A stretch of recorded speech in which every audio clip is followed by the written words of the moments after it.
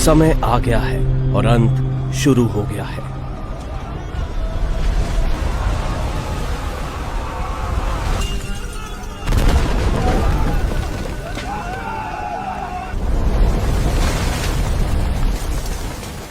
ये दुनिया और पूरी कायनात की मौत का समय है। जमीन और आसमान अब पहले जैसे नहीं रहे। हर चीज एक एक करके फना हो रही है।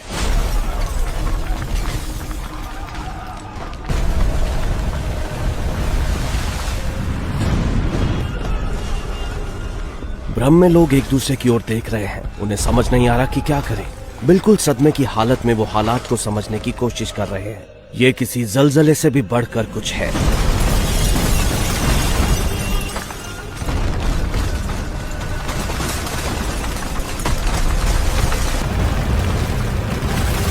पहाड़ हिल रहे हैं, समुद्र उफान पर है।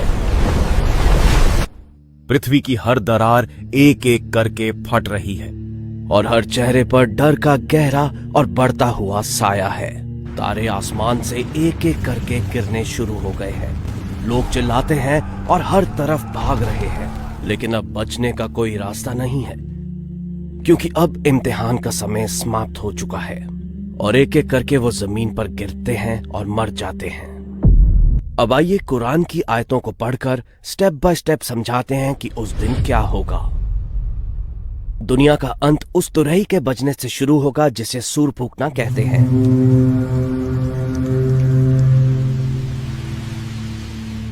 और जब फरिश्ता इस्राफिल अलैहिस्सलाम इसे फूकेंगे तो ऐसी विनाशकारी घटनाएं घटेंगी कि ना तो जमीन रहेगी, ना तारे और ना ही आकाश गंगाएं।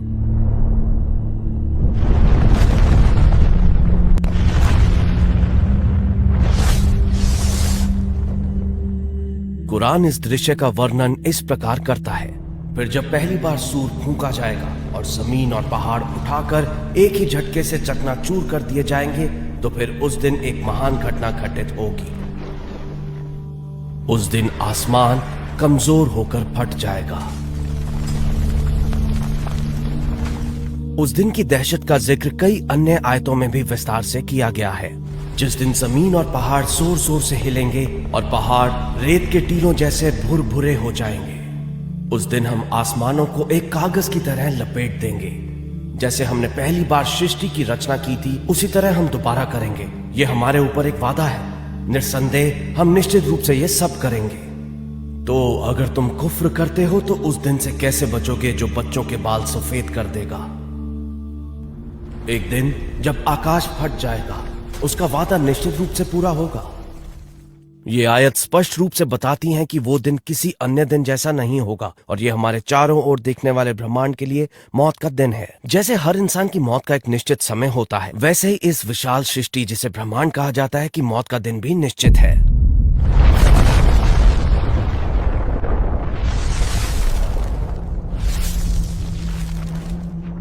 एक अन्य आयत में वो घटनाएं जो हमें बताएंगी कि ये अंतिम दिन है, उनका जिक्र इस प्रकार किया गया है। जब सूरज लपेटा जाएगा और जब तारे गिर पड़ेंगे और जब पहाड़ चलाए जाएंगे, जब गर्भवती ऊंटनियां छोड़ दी जाएंगी और जब जंगली जानवर इकट्ठा किए जाएंगे, जब समुद्र भड़का दिए जाएंगे, तो ना ही आसमान ना ही जमीन अपनी जगह पर रहता है।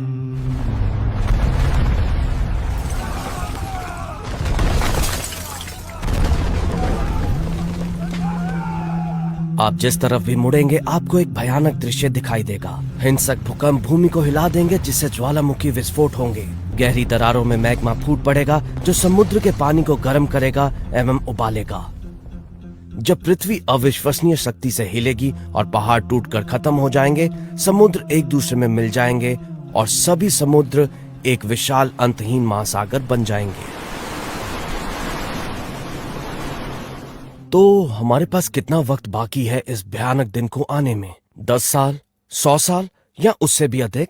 रसूलुल्लाह सल्लल्लाहु अलैहि वसल्लम ने हमें बताया कि उस दिन के आने से पहले कुछ निशानियां जाहिर होंगी, जिनमें से कुछ छोटी हैं और कुछ बड़ी। अब आइए कुछ छोटी निशानियों के बारे में बात करते हैं, फिर हम बड़ी निशानियों की ओर बढ़ेंगे और अंत में आप तय करें क्या वो घड़ी निकट है या अभी भी दूर है। पहली छोटी निशानी हमारे पैगंबर सल्लल्लाहु अलैहि वसल्लम का इस दुनिया में आना था।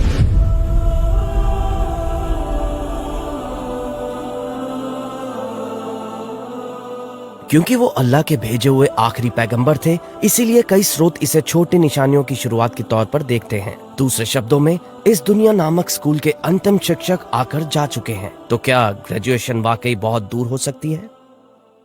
दूसरी निशानी यह है कि लोग अपनी जिंदगियों में कुरान को अहमियत देना छोड़ देंगे।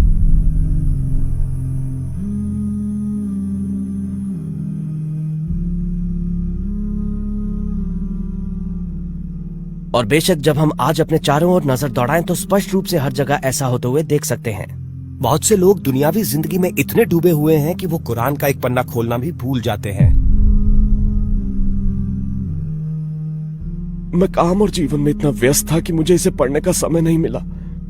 आखिरी बार मैंने कुरान तब पढ़ा था जब मैंने इसे बचपन में सीखा था। और शायद आप भी उनमें से एक हैं। एक और निशानी यह है कि नमाज छोड़ दी जाएगी। ये समझने के लिए कि कितने कम लोग नमाज पढ़ते हैं, बस अपने स्कूल या कार्यस्थल के आसपास देखें।